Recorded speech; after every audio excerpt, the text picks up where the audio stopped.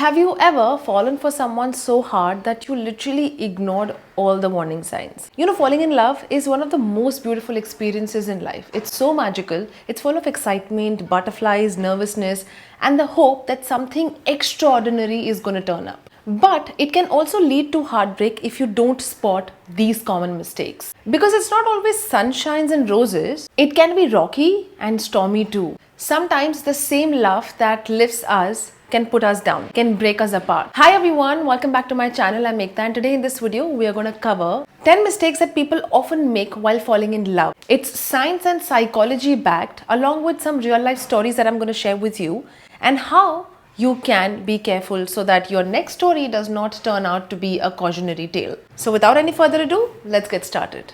Dr. Helen Fisher once said that love activates the same brain region as addiction. So it's no wonder why we lose ourselves in it. So one of the biggest mistakes that people often make when they're falling in love with someone, that they ignore red flags in the name of potential. Let me explain. A lot of times the person that you fall in love with is more to do with how this person is going to be in the future. For example, Sarah thought that her partner would magically stop being inconsistent because he had the potential. It's because we are so much focused on what this person can be. For example, someone who's inconsistent or shows red flags, we tend to focus on that person's better side, the good side. There's something called halo effect in psychology that says that we often tend to focus on an individual's positive trait over the negative ones. Now, when I talk about the negative ones, they are not so inconsequential. They do matter a lot, but we often tend to focus on the positive ones. For example, the person being too charismatic, or the person has great sense of humor. So because you're focusing on the person's small positive trait, you tend to overlook the negative traits like he's inconsistent, or he's disrespectful, or he doesn't let you be what you want to be, doesn't let you share your vulnerabilities. In other words, the person that you're dating is someone different in your head compared to what the reality is. Maybe they're inconsistent, they avoid talking about emotions, they dismiss your feelings, but instead of addressing this, you tell yourself that they will change once I love them enough, or once they are with me. But spoiler alert, they barely do. So here's the most important test you need to do right now. If you're dating someone right now, if you are with someone, or you see this person who's a potential date, ask yourself, does this person have everything that I need in a relationship? Or am I thinking about that what this person can be tomorrow instead of focusing on today? Because potential is just a possibility and not a promise. That takes us to our mistake number 2. Ever spilled your life story on your second date and felt ghosted afterwards? This is only because you have overshared yourself too quickly. Now picture this. You're on your first or second date, but you end up sharing and oversharing everything about your past experiences, your life traumas, your childhood experiences, and you start spilling all your deepest secrets. Only because you're too eager to connect with this person. And you continue to share your insecurities and your problems in a bid to build that intimacy with that person. But instead of feeling closer, the person starts to pull away. After which you keep questioning yourself, did I overshare a lot? Why did I do that? Why did he pull away? Why is he ghosting? Because there's something called intimacy gradient in psychology. Now, of course, relationships are meant for you to be vulnerable, to be your own self, whatever you want to be, share your deepest secrets and your insecurities, and show the dirty laundry to the other person.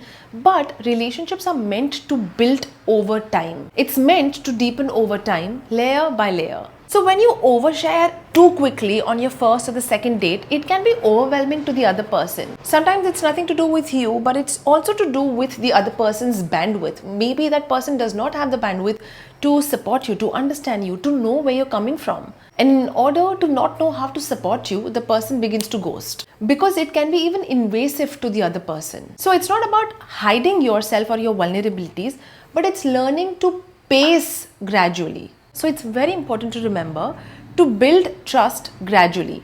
Let your vulnerabilities be earned and not rushed through. Then comes our third mistake. Are you always the one who's always texting, asking, are you free? Are you available? I've planned this date for us. What are you doing this weekend? Always planning dates or accommodating their schedule? Sounds familiar, right? Have you ever felt as if you're the only one who's putting the effort? And you keep going out of your way to do that in order to make them happy. But when you step back, you realize that the energy and the feeling wasn't mutual. This is what psychologists call unbalanced reciprocity. When one person keeps giving too much, whereas the other person does not give enough. It can create a lot of resentment and anger and hurt, as well as it can also put your self-esteem down. A lot has to do with your childhood. If you've always been around primary caregivers where you had to really seek a lot of attention or love, in your adult relationship, you feel the same. You feel as if I have to try extra hard to earn their love, to get their attention. I have to do extra to get something in return. But self-worth theory says when you give too much without reciprocity, it can totally erode your self-esteem. So while it's good to be a giver in a relationship and do for your partner, but track how often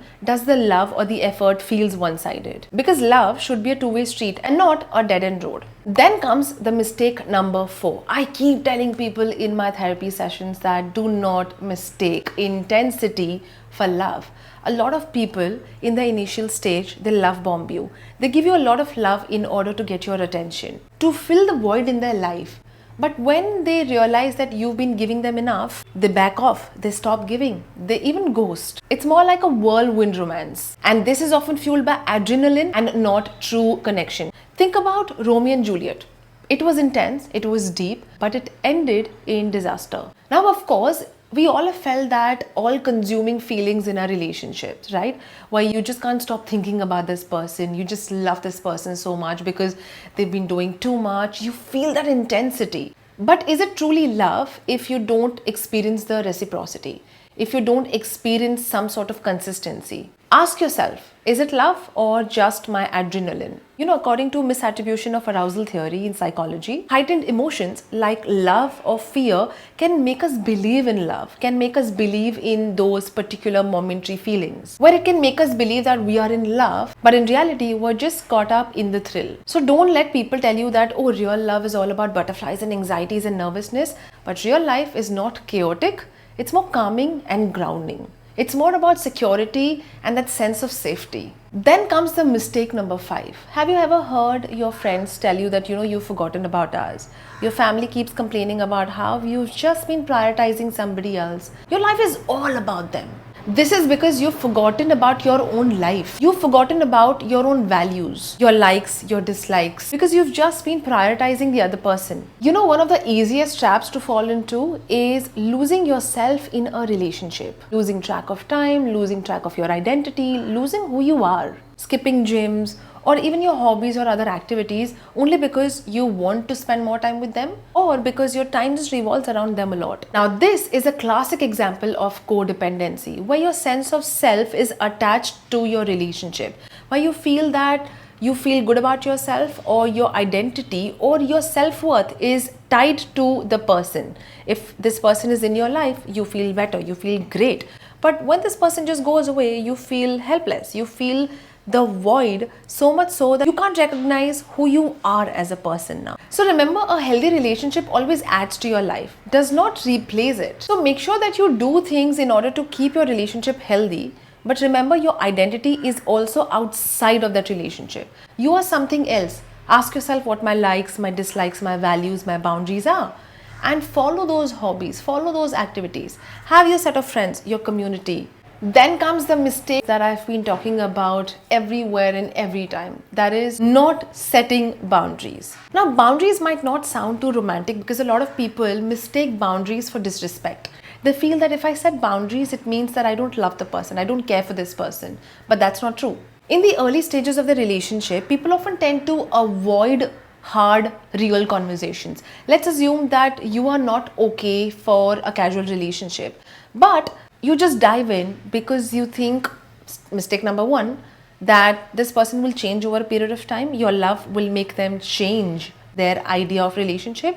Or you think that one fine day, I will also get used to it and forget this person. But that rarely happens. And a lot of people don't set boundaries because they don't want to rock the boat. If things are going smooth, let it be. But not setting boundaries early on, not really speaking what you want and what you don't want, can be more like calling for disaster. Because avoiding these talks can lead to mismatched expectations later on. So if you're in a relationship or you're just falling in love with someone, make sure that you have an open conversation with this person, because boundaries aren't ultimatums. They are the tools for understanding. They are the tools to understand what this person likes, what they dislike, what are the things that kind of chimes with them, what doesn't chime with them. And it's better because you really understand whether this person fits you and do you fit this person's category or no. Which then takes us to our last mistake, that people often tend to ignore compatibility over chemistry, where they feel that intense chemistry and love and intimacy is nothing but compatibility, but that's not true. While chemistry feels magical, it's not enough to sustain a relationship. You need to be compatible on many segments, on many areas, on many levels, whether it's physical, mental, emotional, financial, spiritual. You need to understand how this person functions, because it's not about just spending the rest of your life in bed with them, but rather there's a lot more outside the bedroom that really defines the relationship. Now, in psychology, there's something called Sternberg's triangular theory of love, which says that true love and long-lasting relationship is a combination of passion, intimacy, and commitment. While chemistry sparks the passion, but it's compatibility that fuels the intimacy and commitment. So now make sure that you follow all of these signs and do not fall into this pit called fake love. You don't want your next love story to be a cautionary tale. You want it to be a true long-lasting relationship. So while you do everything to strengthen this bond and have a good relationship and a good dating life with this person, don't forget to find your identity, your boundaries, because falling in love is the most beautiful journey, but it also requires self-awareness, boundaries, and intentionality. So now, if this video really helped you, you resonated with this video, don't forget to like, share and subscribe to my channel, and I will make sure that I come up with great insightful videos next week. So stay tuned till next Saturday and I'll see you very soon. Bye-bye.